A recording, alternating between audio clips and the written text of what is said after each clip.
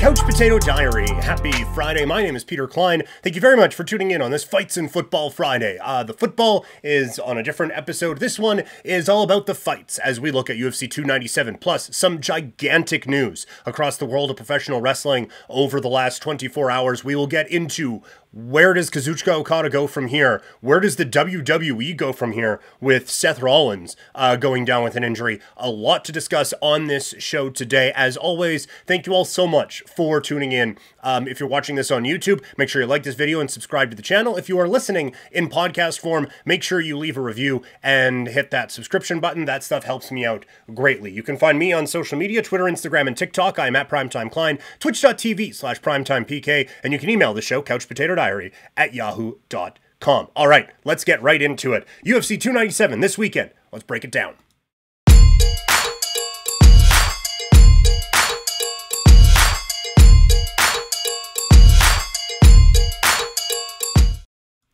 Previewing UFC 297, let's get into it. The card goes from Toronto, Ontario. I was going to call it the Air Canada Centre. It's definitely not that anymore.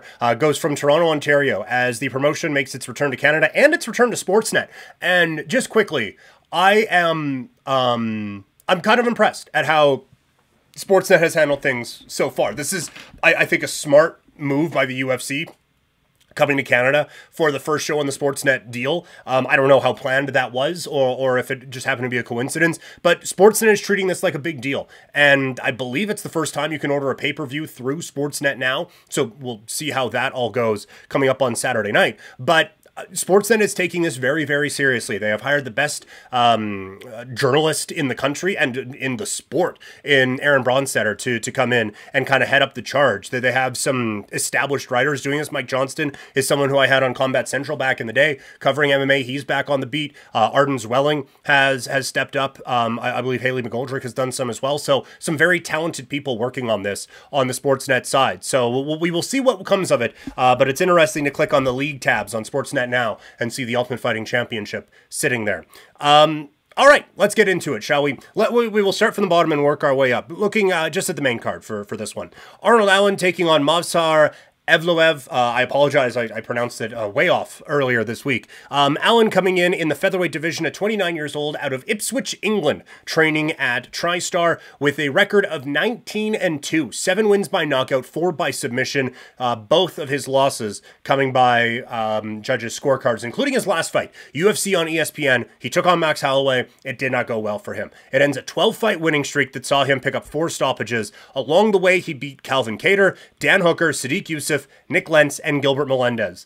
At varying points in their careers, obviously. I don't think anyone's going to argue that Allen beat peak Gilbert Melendez by any stretch of the imagination, but them's the names on the resume. He's been in the UFC since 2015, the fight with Holloway, the first loss in 11 bouts. He's been a pro since 2012, where he started on a 7-fight win streak, standing at 5'9" with a 70-inch reach advantage. He is a brown belt in Brazilian Jiu-Jitsu. Taking on Movsar Evloev, 29 years old, born in Russia, training at American Top Team, 17 fights, 17 wins, 7 stoppages, 4 by knockout, 3 by submission, the rest by decision, including UFC 288 against Diego Lopez, his 7th straight win in the UFC to start his run in the Ultimate Proving Ground. All 7 of those victories coming by way of decision since starting with the promotion in 2019. He is the former M1 Global Bantamweight Champion at 5'8".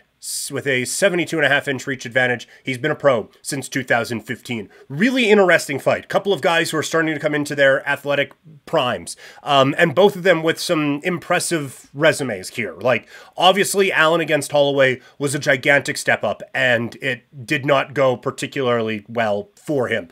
But still, I think a talented fighter. Like, you don't beat Calvin Kattar and Dan Hooker by accident. So this is a skilled fighter for sure.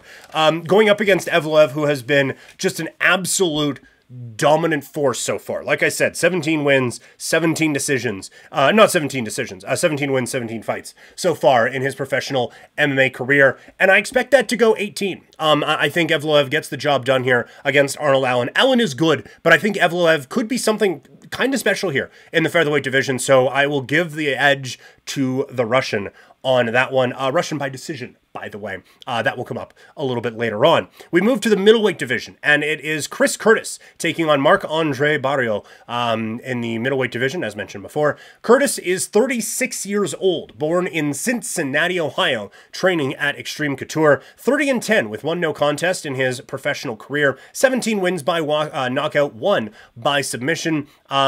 He has been finished twice in his career, once by knockout, once by submission. His last bout was actually a no contest against Nasruddin Imavov, at UFC 289 in Vancouver. He had lost 2 of 3 heading into that bout. I will say the losses were against Gastelum and Hermanson, both of them by decision. He's been with the promotion since 2021, 4-2 in that time with the 1 no contest, 3 of his wins coming by knockout. He has fought in Canada before, and actually an Alberta tie, as yes, he's born in Cincinnati, Ohio, but he has fought in Medicine Hat and Lethbridge with Z Promotions. He's been a pro since 2009 and actually lost his MMA debut, but has bounced back. He's a purple belt in Brazilian Jiu-Jitsu, standing 5'10" with a 75-inch reach. Barriault is 33 years old, born in Gatineau, Quebec, so I'm definitely saying Barriault wrong. Training at Sanford MMA, 16-6 with 1 no contest, 10 wins by knockout, 1 by submission. He has been knocked out once and submitted once in his career. His last win was his last fight was his last win, a unanimous decision victory over Eric Anders at UFC 289. That gives him back-to-back wins. He's won 3 of his last 4, and he's finished 2 of those 3. He started his UFC career with 3 straight losses and a positive drug test, and has gone 5-2 since then. So he's 5-5 in the UFC with the 1 no contest. A 2-division champion in TKO in the middleweight and light heavyweight division. He's fought 22 times, I guess technically 23, the 1 no contest there. But 15 of the 23 have been in Canada. So nice little tidbit there. Pro since 2014. He's 6'1" with a 73-inch reach, and he is a Brazilian Jiu-Jitsu blue belt. Curtis is a pretty big favorite in this bout. There is no question about that. He is, I would say, internally probably higher up on the rankings than Barriault is, but I think there's something with Marc-Andre here. We saw last time, Canadian fighters balled out in Vancouver. I'm not going to say it's going to be a great run, like the Canadians are going to go 7-2 or something like that, but I do think Barriault's being slept on here a little bit. That being a 2-division champion in TKO is nothing to sleep on, and it feels like he's figured something out here. He is a significant underdog. This could be an underdog play. I like underdog. I like Barriault as a underdog pick in this particular bout. Moving into the welterweight division, a veteran of many a UFC battle, Neil Magny steps into the octagon at 36 years old, born in Brooklyn, New York, so not that far away from Toronto, fighting out of Elevation Fight Team. He is 28-11 in his career, 7 wins by knockout, 4 by submission, with 2 knockout losses and 6 submission losses. His last bout, an underwhelming performance against Ian Machado Gary at UFC 292, where he lost by unanimous decision. He's alternated wins and losses in his last 6. 2 of his wins have been by decision. 2 of his losses have been by submission. Now, the losses to Gary, Gilbert Burns, and Shavkat Rakhmonov. So we're not losing to plugs here. He does have victories over Robbie Lawler, Carlos Condit, and Johnny Hendricks. At one point in 2014, he tied the record for most wins in a calendar year with 5 in the UFC. He's been with the promotion since 2013, going 21-10 in the UFC after a stint on The Ultimate Fighter Season 16. He made his UFC debut at UFC 157, the same card Ronda Rousey made her UFC debut on. I would imagine if you go back and say, hey, you know what? Magny's going to be in the promotion longer than Ronda Rousey. You probably would have won a lot of money on that night. And you would have won a whole lot of money betting on Magny throughout his career. He's been a pro since 2010 with an 80-inch reach, standing at 6'3". Going up against Mike Malott out of Burlington, Ontario, 32 years old, training at House of Champions. He is 10-1-1 for his career. He has stopped all 10 victories and has actually been stopped in his lone loss. So the only time he's been to the judges' scorecards, it's a decision. It's like, I think of Brazil, there were some promotions back in the day where if you went to a decision, it was just, it's a draw. So that's why you see some guys from way back when, their record is like 15-10-5. It's like, this guy's not just in barn burners, it's just they go to the decision, they're just, fuck it, draw. I'm pretty sure I'm not making that up. Anyway, Malot's last bout is a submission win over Adam Fugit at UFC 289 in Vancouver. He's won 6 in a row since a draw in Bellator at Bellator 142. 3-0 in the Ultimate Fighting Championship. He's only been to the second round one time. He's 5-0 since moving up to welterweight. He took 3 years off to focus on his grappling. In that time, he was also a striking coach at Team Alpha Male. He's been a pro since 2011, Brazilian Jiu-Jitsu black belt, 6'1", with a 73-inch reach. I do think that reach advantage is significant. Obviously, BJJ black belt, someone who took time away from mixed martial arts to just grapple fools. 6 wins by submission. He's going to want to get this fight to the ground. Neil Magny, I think having that 8-inch reach advantage is going to be able to keep Malott at his range a little bit. I know I just used, well, he's from Canada, as an excuse to go with an underdog here, and now I'm going underdog again. Magny is plus 300 on this card. I'm giving away something from today's ticket. I understand, like, these two fighters are absolutely going in different directions, and this could be just two ships passing in the night. 100% it could be that. But Magny's losses, again, it's Gary, it's Burns, and it's Rachmanov. And the Gary loss, he looked really bad in that fight. There is no question about it. That was one where, like, Gary won, but did he? Because it was just a decision win. It wasn't all that impressive. So I go back and forth on this one. I think at plus 300, it deserves at least a bit of a sprinkle. Magny is still a good enough fighter that should not be the case. But, like, I don't think Malott, well, he's certainly not on the Rachmanov, Gilbert, Burns, Ian Machado, Gary level, right? Like, there's no question about that. It's just a matter of how much further down is Magny from that level now. And I with all due respect to Malott out of Burlington, Ontario, I don't think he's past that point. I think Magny gets the upset here. I think we're going to see a cagey veteran fight, and he's going to be able to use his distance, use that rein control, and outpoint Malott. So I give him the win here in this spot. That brings us to the co-main event of the evening. It is for the Women's Bantamweight Championship as Raquel Pennington takes on Maria Bueno Silva. Pennington is 35 years old, born in Colorado Springs, Colorado, training at Altitude MMA. For the career, she is 15-8 with 1 win by knockout, 4 by submission. She has been stopped twice in her career, once each by knockout and sub. Her last fight was over a year ago at Ultimate Fight Night on January 14th, 2023, where she picked up a split decision win over Ketlin Vieira. She's won 5 in a row since a loss to Holly Holm, where she had lost 3 of 4 against Holm, Jermaine Durandamy, and Amanda Nunes. And that Nunes fight looked like at the time that was going to be a career-altering bout. Credit to Rocky for coming back and getting the career back on track. At one point, she was 5-5 in her MMA career. So obviously, since then, what is that? She's gone 10-3. So something clicked for her along the way, and she was a deserving champion. She was not on Amanda Nunes' level on that night, quite frankly, or any night. And Nunes kicked the shit out of her. But this is, I'm not going to say it's a different Raquel Pennington, but it's a Pennington who has adjusted, and she is not going in there against the greatest female fighter of all time in Silva here. Silva, 32 years old, born in Brazil, training at American Top Team, 10-1 for her career with 1 no contest. I should say, I'm saying like, oh, not the greatest fighter in MMA, women's MMA. That's not meant as dismissive. That's saying Nunes is literally the greatest fighter in the history of the sport.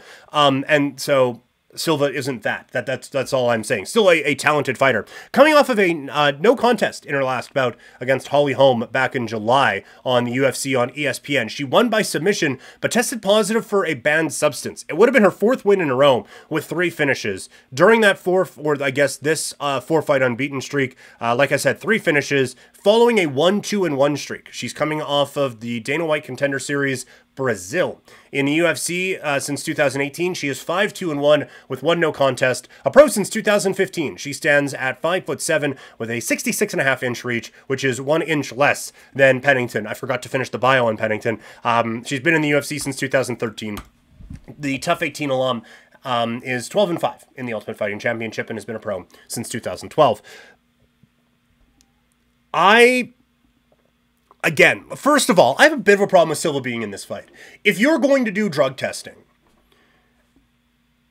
I don't think you should be able to pop for something, have the win stricken from your record, and get a title shot next. That just, and I get they've gone away from USADA, so it's just like, fuck it, man. But that just feels weird to me that they would do that So I'm not a big fan of Silva getting this opportunity. Honestly, obviously she's on a roll, but Raquel Pennington in this spot, like I said, she's won 5 in a row. And I think like Silva, this just feels like a big jump in competition from the fighters. And yes, Holly Holm is a good fight, but going from the fighters that she was fighting to now getting a title fight, it just feels like it's too much for me. So another underdog pick on this one, I'm going Raquel Pennington. And then we get to the main event of the evening. It is Sean Strickland defending the middleweight championship for the first time against Dricus du Plessis. There has obviously been a lot of negativity around Sean Strickland this week and his comments around a lot of things. And if you just Google Sean Strickland controversial comments, Google explodes because there's so many of them. This is a guy who, to put it mildly, has some controversial views on some things. I find a lot of what he talks about to be rather deplorable and hate a lot of the discourse that has come up this weekend, specifically on things spewed out of this asshole's mouth. So I wanted to get that out of the way because I'm going to be complimentary to the fighting style of him, and I just needed to establish this is not an awesome dude. He's 32 years old, born in Anaheim, California, training out of Millennia MMA Gym. 28-5, 11 wins by knockout, 4 by submission, 2 losses by knockout, 3 by decision. His last bout, the biggest of his career, a unanimous decision win over Israel Adesanya to win the UFC's middleweight championship at UFC 293. He has 3 wins in a row, 2 of them by decision, but he's 9-2 in his last 11, with the only losses coming to now light heavyweight king Alex Pereira and Jared Cannonier, who there is no shame in losing to Jared Cannonier. He's been in the UFC since 2014. The former King of the Cage middleweight champion is 15-5 with 5 finishes in the octagon. A pro since 2008, but has now reached the top of the mountain with a reach of 76 inches and a 6'1" height.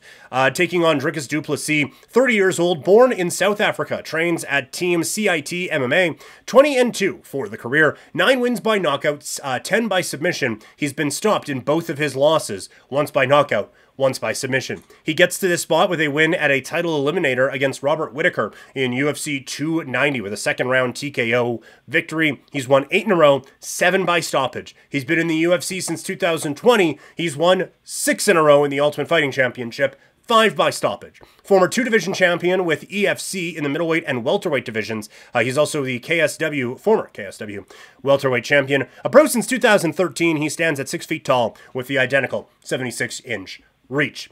This is a very interesting fight because the Sean Strickland that we saw in every fight, in what is that, 33 fights? In 32 of Sean Strickland's 33 fights, gets his doors blown off by Dricus du Plessis. But Strickland is coming off of the best fight of his career in a strategic masterpiece against Israel Adesanya back at UFC 293. If that Sean Strickland, with that game plan, shows up here against Dricus du Plessis, I think it could be a really interesting bout and a difficult one for du Plessis to manage. But I think, like, just saying he's awkward doesn't really describe it with du Plessis. Very creative in his striking, very aggressive on the ground. I don't know where there's an area where Strickland has the advantage. We thought he would use his wrestling to take down Izzy and ground and pound him that way. If he takes it down du Plessis, I do think we're at a point in MMA where it's, oh man, don't want to take this guy down because of his work off of his back. People in MMA have kind of grown to the point where, like, they're smart enough in top control that it's really difficult to get caught when you're on the ground with someone. But still, if you are taking down du Plessis, mentioned before, 10 wins by submission, you are taking him into an area where I would say he has the advantage. I just don't know where Strickland gets over on du Plessis here. So I am going with, for back-to-back fights, there being, I guess, we've had a run now of unsuccessful title defenses, but I'm saying that continues here, with du Plessis winning the middleweight championship at UFC 297. I am going to be busy on Saturday night, so I don't believe we're going to be doing an instant reaction show for UFC 297, but I am hoping to get somewhat of a post-fight show up as early as next weekend. As early as next week for this. Next weekend would not be early at all. But yeah, it's an interesting card. Like, it's not a banger. It is a Canadian filled card, and quite frankly, is a really, really good TV show. But it's a meh pay-per-view. The $299 is significantly better. $300 is significantly better. This one exists. But Canada's excited for it because we haven't had a pay-per-view in Eastern Canada anyway in a very, very long time. So that is the story from the Ultimate Fighting Championship. It's been a wild last 24 hours in the world of professional wrestling. Let's talk about it.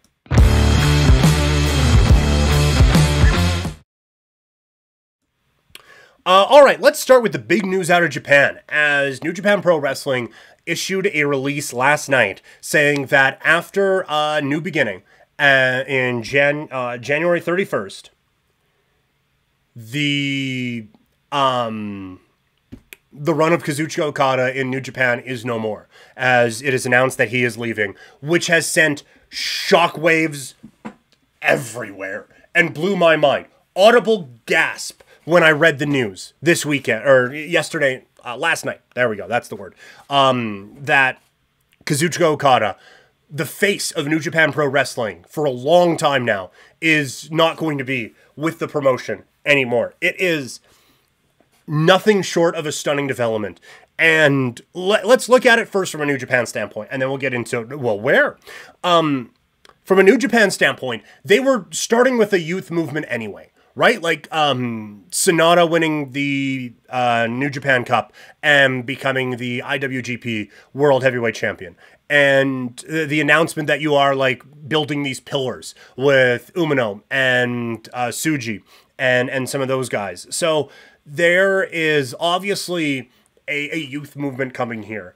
And I think it's been, like, New Japan is always great, right? Like, the shows are always phenomenal. But things have gotten a little bit stale at times, right? It's like, oh, wow, Okada Naito again, hey? Like, there has been a need for an inflection of new blood for a little bit in New Japan Pro Wrestling anyway. They tried it with Evil and the House of Torture stuff, and it didn't work. But I think now that this really heightens it up. And it's too bad that you're not going to be able to have, like, main event programs with Shota against Okada and stuff like that. But I do think this really opens the door now for a lot of possibilities for New Japan to make a move. I wonder if they get a bit more aggressive in bringing in a Kiyomiya. I wonder if they get a bit more aggressive in pushing guys, like I've said before, a Shingo Takagi, or some of the young kids. Like, I wonder if this speeds up the timeline on some of them a little bit. I said they were kind of a year away from being a year away. I wonder if they do speed that up now. But this, make no mistake about it, this is a gigantic blow to New Japan, and I think this being New Beginning Week is certainly fitting for what New Japan is going through at the moment, given the news of the week, because it does feel, it's the end of an era. And now with Hiroshi Tanahashi moving into the president role, I'm very fascinated to see what they do with this news now and what direction they choose to go. So a real interesting time in New Japan, but a time where there's big shoes to fill, and a lot of people are going to have the opportunity to step up into roles they haven't been in a long time, if ever, in the company. And so the conversation then goes, well, obviously, it's WWE or AEW. And yes, like, him showing up in Dragon Gate would obviously be a mildly shocking turn of events, right? And so assuming it's not Pro Wrestling Noah or All Japan or something like that, it's WWE or it's AEW. And I think this one shows how the wrestling conversation has changed over the last couple of years. And I was still seeing it last night. People tweeting, look, it's obvious he has to go to AEW. WWE would ruin him. And if this was a couple of years ago, correct. Yes, 100%. No doubt about it. You do not want Kazuchika Okada or anyone going anywhere near WWE. But WWE, in, I would say, basically every way, has surpassed AEW. And that's a weird thing to say because one's $1 billion company and one's $100 million company. So, like, business metrics, brand recognition, all of that, it's never been close. It's always been WWE. But in terms of, like, what wrestling fans watch for, right? Like, in terms of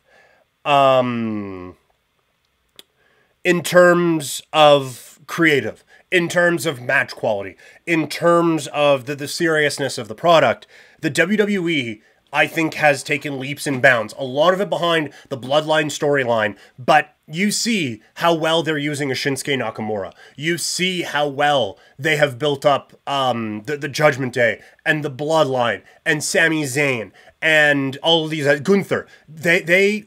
I think they have significantly passed AEW in terms of their creative. And so I don't think it's cut and dry that it's, oh, well, of course, yeah, he has to go to AEW. Why wouldn't he want to go to AEW? WWE drops the ball and you're going to be da-da-da-da-da-da. It's not that anymore. Triple H's WWE is, I think, creatively superior to what's going on at AEW. And, like, another part of this that I think, like, from a me standpoint now, just talking as Peter Klein, I want to see him in WWE.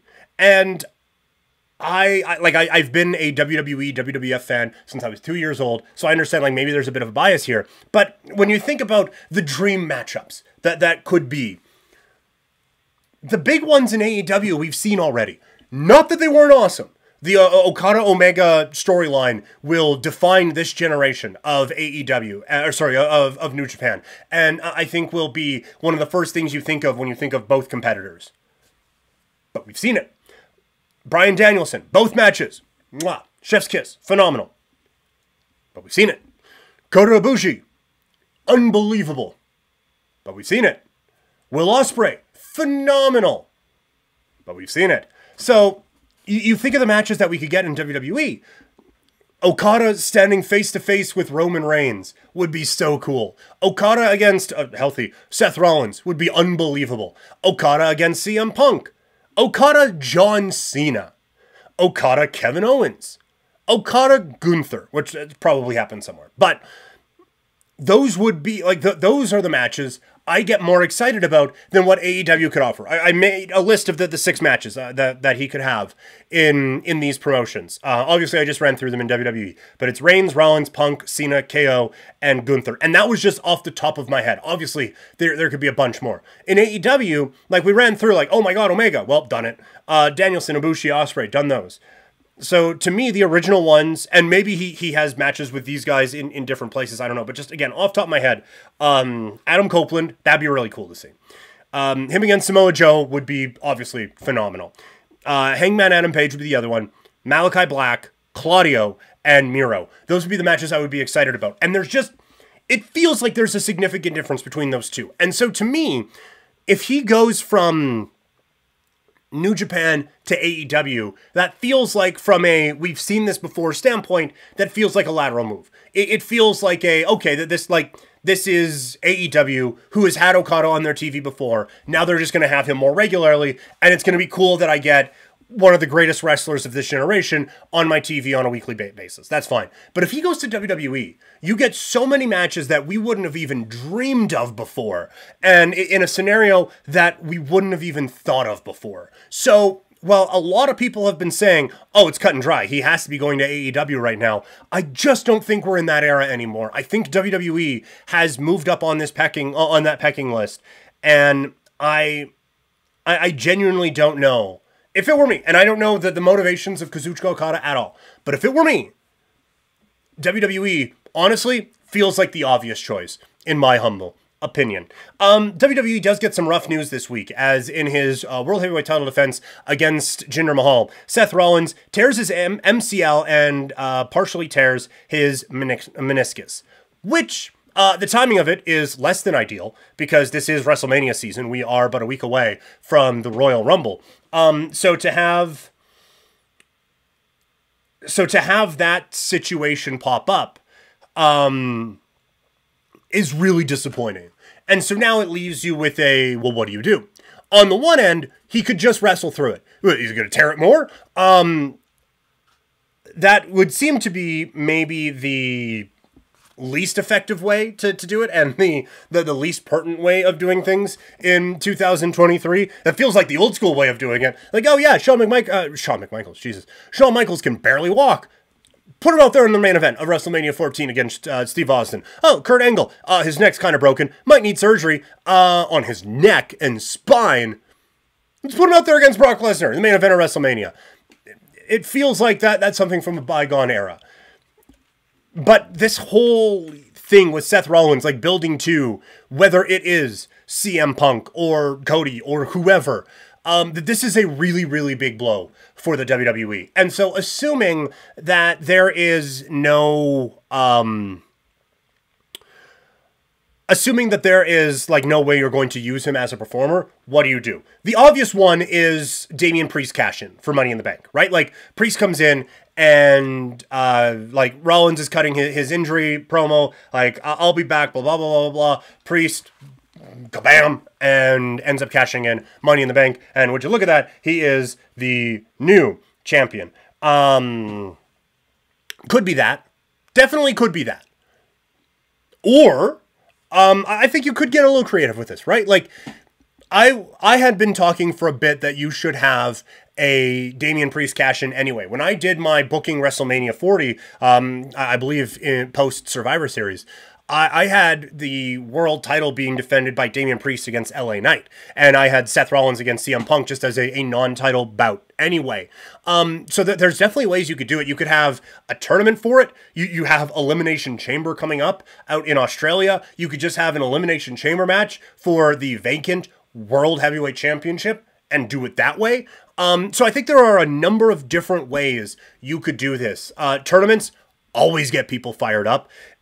Look, if you're bringing in Okada, doing a tournament and having Okada win the World Heavyweight Championship is far from the worst idea you could have. So it is really unfortunate that Seth Rollins goes down with this injury, but this is really, really unfortunate timing because Seth Rollins has been an MVP for the WWE for the past few years. And for him to be on this run and to have it end in a world title match against Jinder Mahal does kind of suck a little bit. So it's unfortunate timing for sure, but I'll be interested to see now how the WWE pivots from that. All right, we got one more thing to do to close out the weekend. It is time for today's ticket.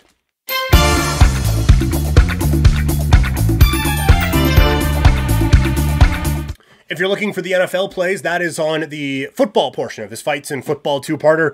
Let's get into it. First, we will start with the UFC, because this is the fight stuff. We are going Barrio as a plus 155 underdog. We got a few underdog plays on this one. Barrio plus 155. Magny at plus 300. And Rocky Raquel Pennington at plus 140. I think all of those are live dogs. I wouldn't, as they say in the biz, wouldn't put full unit on all of them. Those are sprinkle plays on the underdog, but I think there's a few underdog plays in there. Evloev is the favorite in that one, but I think there's value in him by decision, at minus 150. And in the main event, Duplessis is actually the slight underdog at plus 100. I would go with that one. So those are my 5 plays on the UFC card. Elsewhere in the world of sports tonight, I'm going the New Jersey Devils minus a goal and a half against the Columbus Blue Jackets, the Philadelphia 76ers minus 5 against Orlando, and the New York Islanders minus a goal and a half against Chicago, because it's Chicago. A lot of these games have already started at the time of my recording, so sorry for that. I just got to this a little bit late. We do have one for tomorrow, though, and it's the Philadelphia Flyers, who burned us last time. Not getting burned this time. Plus 105 against the Colorado Avalanche. That is the play. And that's the weekend. Thank you guys so much for tuning in throughout the week. One more time, if you're watching on YouTube, make sure that you like this video and, make sure you like this video and subscribe to the channel. And if you are listening in podcast form, leave a review and subscribe. That kind of stuff really does help out. Next week, a lot of focus, obviously, conference championship in the NFL, plus Royal Rumble time, baby. Gonna be a whole lot of fun. Thank you guys so much, and talk to you next week. I'm out.